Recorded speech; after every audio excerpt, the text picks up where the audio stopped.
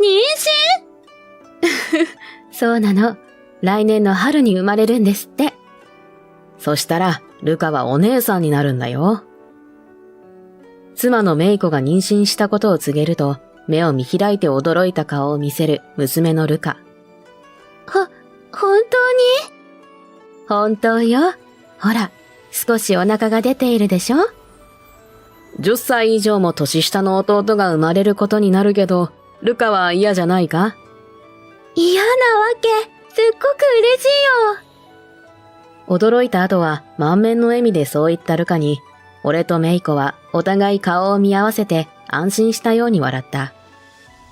そうと決まれば、仕事を休んでメイコのサポートしないとな。そう意気込むと、メイコは苦笑しながら首を横に振る。あなたったら、あなたが仕事を休んだら困る方がたくさんいらっしゃるでしょ？仕事ぐらい部下に押し付けてやればいいのさ。それにほら、メイコが思ってるよりも俺は稼いでるんだから。見え張っちゃって、働き続けてこそのお金でしょ？お仕事は休んじゃダメです。メイコに真面目な顔でそう諭されてしまったので、俺はしぶしぶながらも、わかったよ、とうなずく。でも、具合悪い時は絶対に言えよ。仕事よりメイコの方が大事なんだからな。はいはい。そんな俺とメイコのやりとりを見ていたルカは、ああ、ごちそうさまでした。なんて、呆れた顔でそう言うのだった。それからの俺は今まで以上に仕事に励んだ。メイコが体を張ってお腹の子供を育ててくれている。そう思うと今まで以上に仕事に身が入った。俺が勤めている会社は規模を拡大することが決まり、系列の新店舗を設置することになった。新店舗のオープンにあたって新規の取引先の開拓をしたり、現場へ赴いて確認をしたりと忙しい。今まで以上に多忙を極めたこの1年。この日も現場へ出張に行っていた。現場での打ち合わせ中に何度も電話がかかってきたので、仕方なくスマホを見てみると、それはメイコが妊婦検診に通っている病院からの電話だった。まさか、生まれるのか？もしもし？もしもし。慌てて電話に出てみると、電話の主は女性の声だったことから、おそらく病院の看護師さんだろう。四谷さんのご主人でお間違いないでしょうか？はい、そうです。妻は。ご自宅で破水したようなので、娘さんとご一緒にタクシーで来院していただきました。今は横になっていただいています。ご主人も今からこちらに来れませんか？看護師さんの説明に、俺は電話越しに強くうなずいた。もちろんです。今から行きます。時間はかかりますが、必ず出産に間に合うように向かいます。妻をよろしくお願いします。俺は仕事をその場にいた同僚に託し、急いで病院に向かった。病院に着くなり、すぐに病室へ向かうと、そこには苦しそうな表情で横たわるメイコと、メイコの隣で励ますルカがいた。あなた、来てくれたのね。お父さん、間に合ってよかった。大丈夫か？もう生まれるのか？あと少しで、子宮口全開ですって。陣痛が長引いて辛そうなメイコの手を握り、二人でしばらく励ますこと30分。子宮口全開です。分娩室に行きましょう。分娩室に行くことになり、俺も付き添いで一緒についていく。それじゃ、陣痛に合わせて生きんでくださいね。苦悶に満ちたメイコの顔に、俺も辛い気持ちになりながらも、メイコの手を強く握って声をかけ続けた。四谷さん、赤ちゃんの頭見えてきましたよ。あと少しですよ。最後にもう一回。せーの。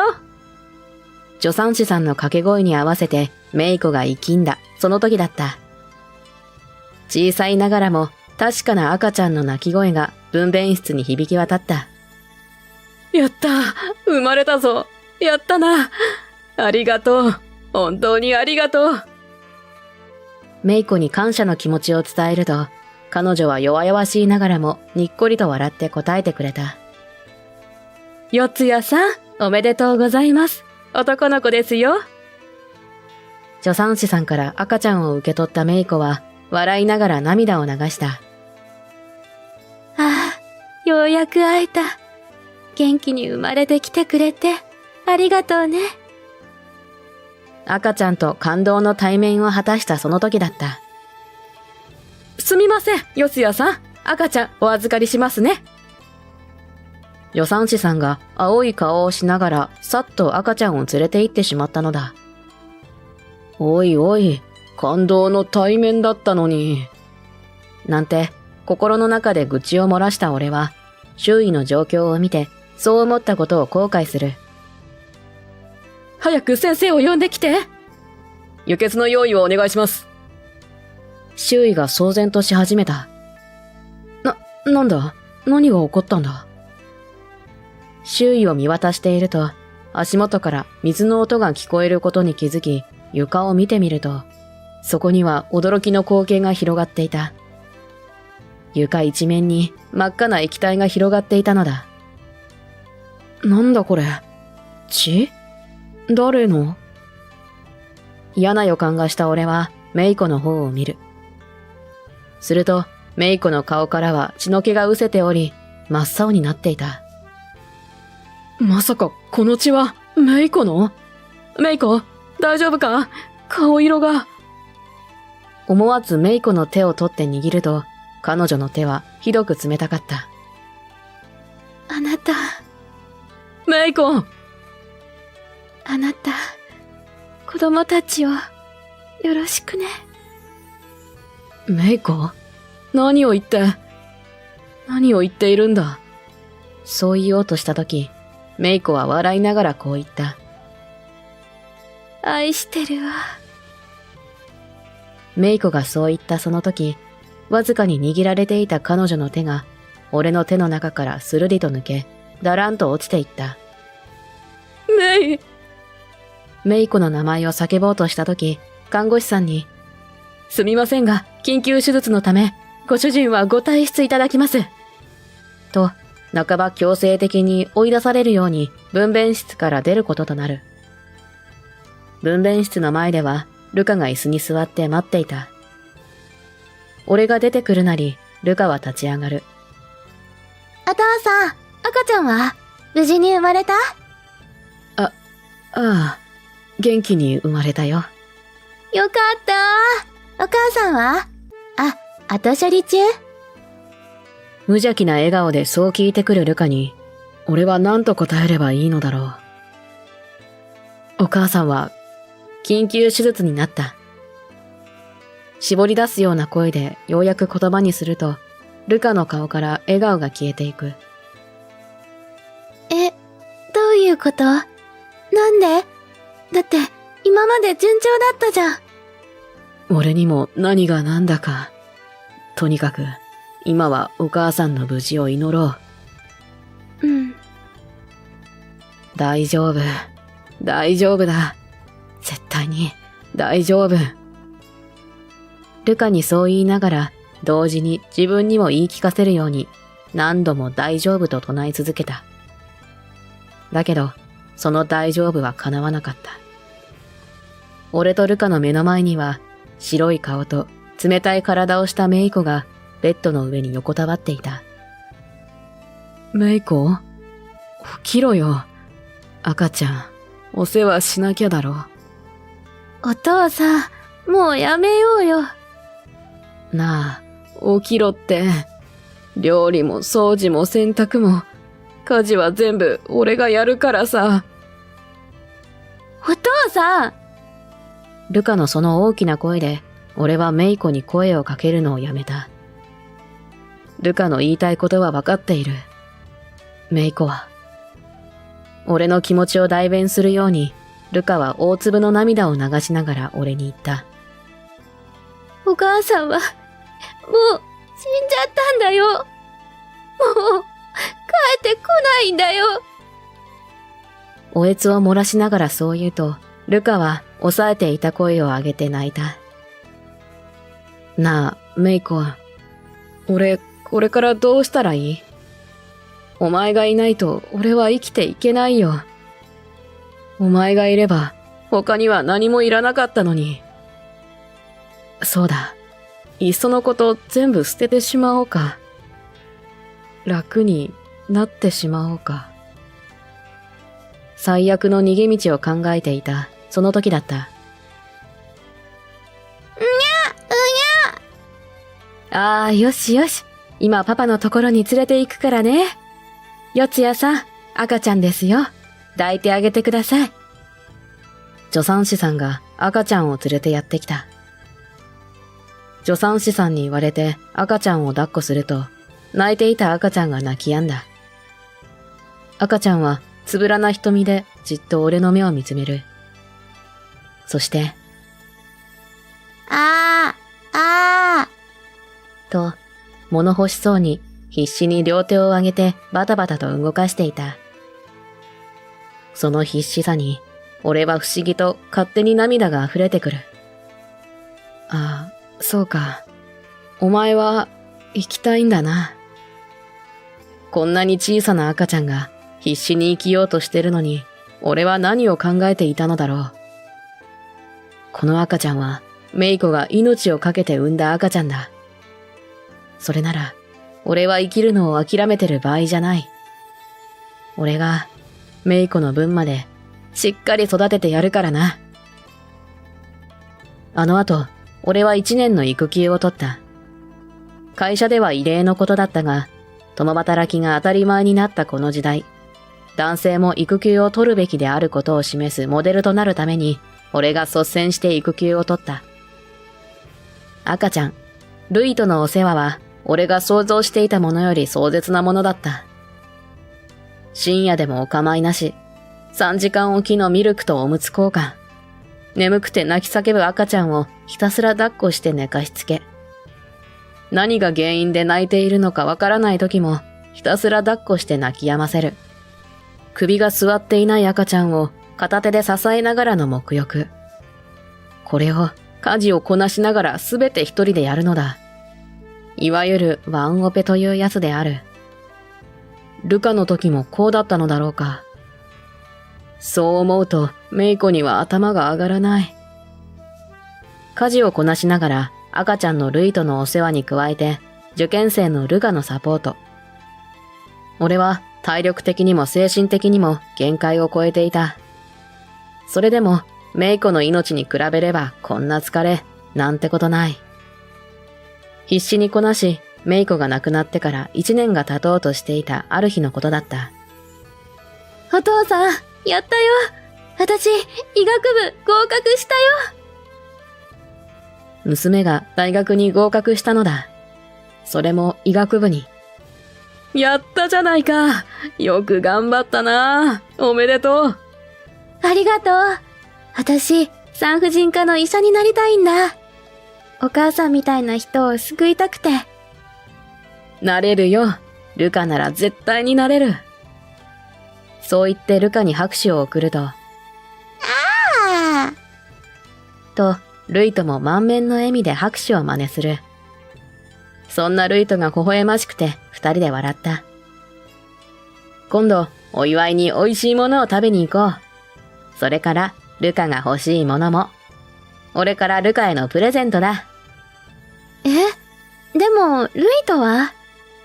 何？たまにはシッターさんにお願いしてもいいだろう。今までルカには我慢ばかりさせてきた。ルカのお祝いの日ぐらいお母さんも許してくれるさ。だから、行こう。そう言うと不安そうにしていたルカの顔が一気に満面の笑みに変わる。こうして久々にルカと二人きりでお出かけに行くことになった。しかし、小さな子供というのは予定通りに動いてくれないもので、朝から大騒ぎである。起床後、逃げ回るルイトを捕まえて、なんとかおむつを変えて、服も着替えさせ、なかなか食べてくれない離乳食を時間をかけてなんとか食べさせ、暴れて嫌がる歯磨きをどうにか済ませる。一通りルイトのことが終わった後で、ようやく自分の準備。誤飲や怪我などしたりしないようルイトを見ながら慌てて準備をしているうちにシッターさんがやってきた。ルイトのことはシッターさんに任せ、俺と姉のルカとの別れに泣き叫ぶ彼を見送り、ようやく二人でお出かけに出発する。二人で向かったところは、食べ物も買い物も全部一つの場所で済む高級百貨店。こんな高いところ、いいの？遠慮気味にそういうルカに俺は苦笑する。バーカ、子供はそんなこと気にしなくていいんだよ。そう言ってやると、ルカはようやく笑ってくれた。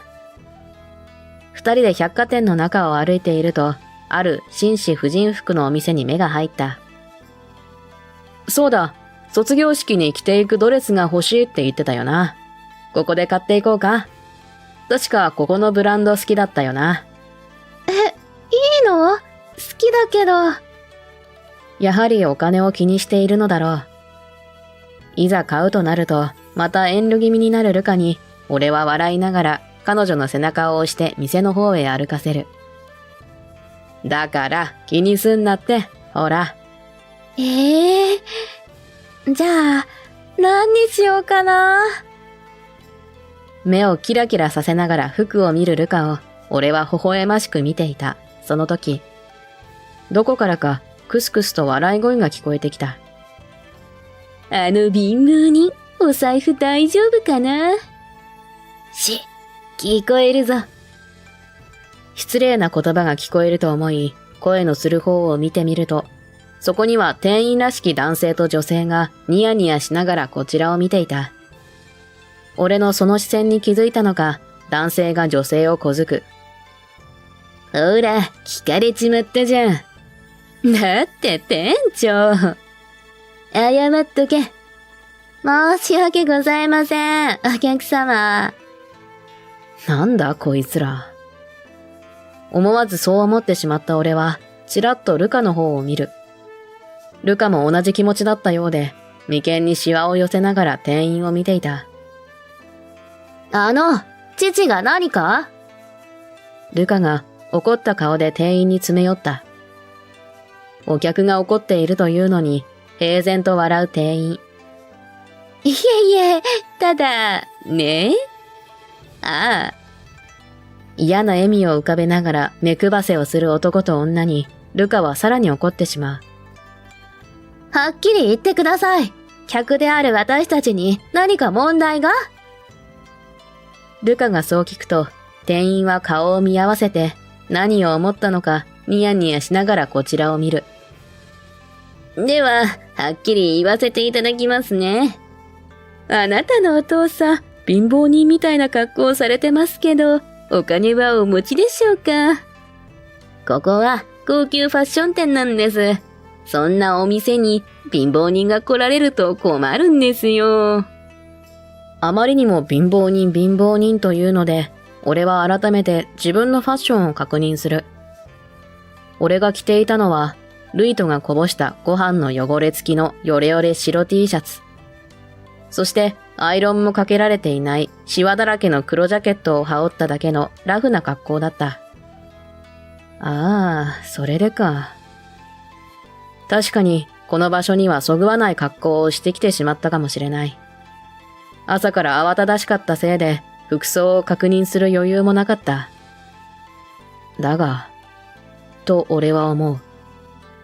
貧乏人のような格好をしてきただけで人をそう判断するのはいかがだろう。あくまで貧乏人のような格好であって、そうとは限らない場合もあるんだぞ。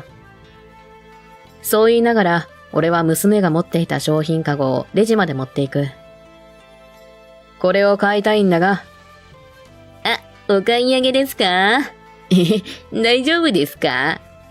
こちら、ドレスが82,000円と、ピアスが3,000円と、ネックレスが5,000円ですよ。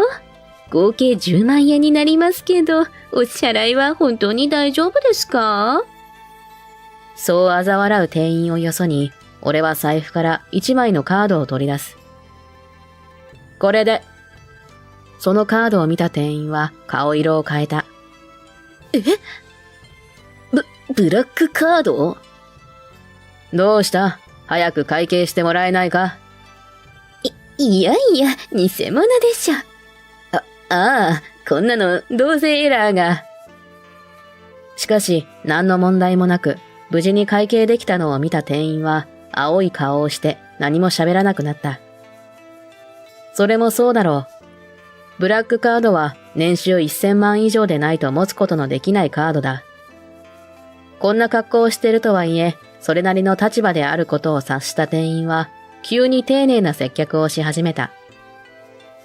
申し訳ございません。今すぐに袋にお詰めいたしますので、少々お待ちください。こちら、レシートです。お確かめください。商品の入った袋とレシートを受け取った俺は、にっこりと笑いながら店員に言った。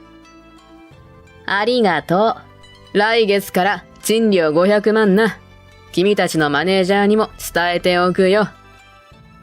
そう言うと、店員はさらに青い顔をする。どういうことですか？賃料？マネージャー？まさか、あなたは。男が何かを察したその時だった。